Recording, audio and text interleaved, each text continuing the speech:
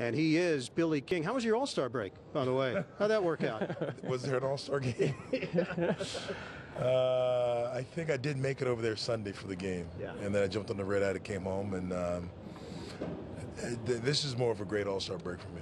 Does this whole deal renew your faith in some ways in the system, the way things are set up? We live in a society now where it's Twitter, it's blogs, news is being poured over minute by minute. Yet this deal suddenly comes out of thin air, out of left field.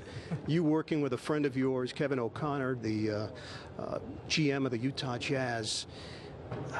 To me, this was an old-fashioned, old-school, two guys talking basketball and making a deal, consummating it, making it happen.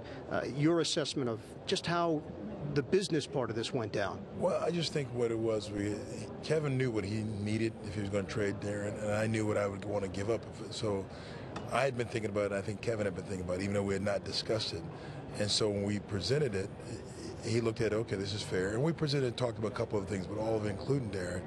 And then we got to the point where I think he felt comfortable to talk to his ownership, I felt comfortable talking to mine, and they both signed off on it. And I think in the morning they wanted to sleep on it, and they woke up and said, let's do it, and did the trade call. I think when I called the league, they were shocked. A lot of people were shocked, Billy, myself included, I think.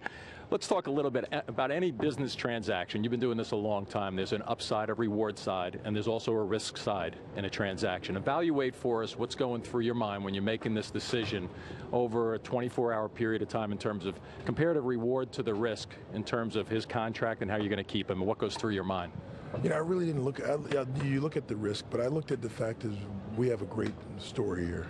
As Jay-Z presented when we were talking to Carmelo, he looks at it as a no-brainer. I look at it as a no-brainer. And I think Deron, at the end of the day, will look at it as a no-brainer. I think once you get inside and realize what we're about, you see Brooklyn, you see the arena being built, you see everything that's going to go into it, and you have a chance to be on the input of players. We have cap space, we have picks, we're building a practice site. So everything that I think as a player, you have a chance to really have your blueprint on it. Not a lot of players get that opportunity. So I think we have a great story, and the person that he is and his family, I'm confident that things will work out. So let's shift a little bit now to the court, okay? You have Brook Lopez, and not to tell Billy King who stays on your team and who doesn't, but Brook Lopez, not a bad center. You've gotten yourself an all-star point guard. What is Billy King thinking, not so much in names, but role players now? What do you have to do to fit the pieces together going forward? Well, I think if you look at the power forward, I think Chris Humphries is having a career year, and I think he needs to keep doing his job. We have Anthony and Sasha, the shooters. We have Jordan come off the bench, they can shoot. We've got some defensive players. Now Travis now is going to play some four, which he did in Portland. So Damian James is back. So now it's let's see how the guys play. When I traded Allen Iverson in Philadelphia, we got Andre Miller back. And I told ownership, I said, we're going to win more games now than we probably want to for the draft, but Andre Miller will make these guys better players.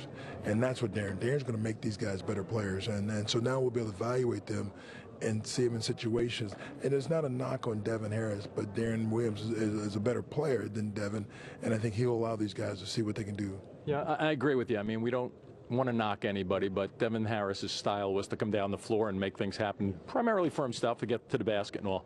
I mean, your impressions just had to be, when this all came on your table, it's like, how can I pass up on this guy? I got to put something together to get him. Yeah, you know, I look at it, it's almost like you're getting a Peyton Manning or Eli Manning. You're getting a quarterback, and that's what you look at. You get a quarterback, now he makes those receivers better.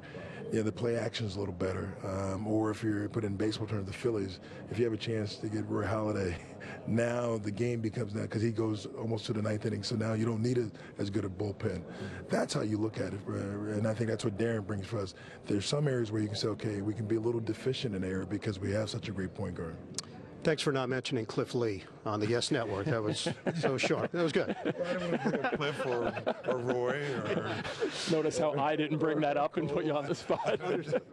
Let's talk a little bit. How many other legitimate conversations were you having? I know when you get close to the trade deadline, you're taking phone calls, you're making phone calls. There's a lot happening between you and assistant GM Bobby Marks. How many other legitimate conversations did you have leading up to the deadline? Well, I had a lot of them leading up to the deal we made, two deals we made yesterday. And ironically, I realized we had a press conference set for 3 p.m. today, and the deadline was at 3 p.m. So I took a couple calls right before it came, and I was pretty confident that we weren't probably going to do any other deals because I like where we are now. Now I like to see to evaluate the roster. So the other two guys, Brandon and Dan, they'll be meeting us in San Antonio. That'll give us some depth in the front court. I'd like to see what Brandon Wright can do now, a young player that really hasn't got a chance. So it's going to be a great time for us to evaluate. As Darren said, see if we can make a little push because our schedule is much more favorable. We've played a lot of our hard games already.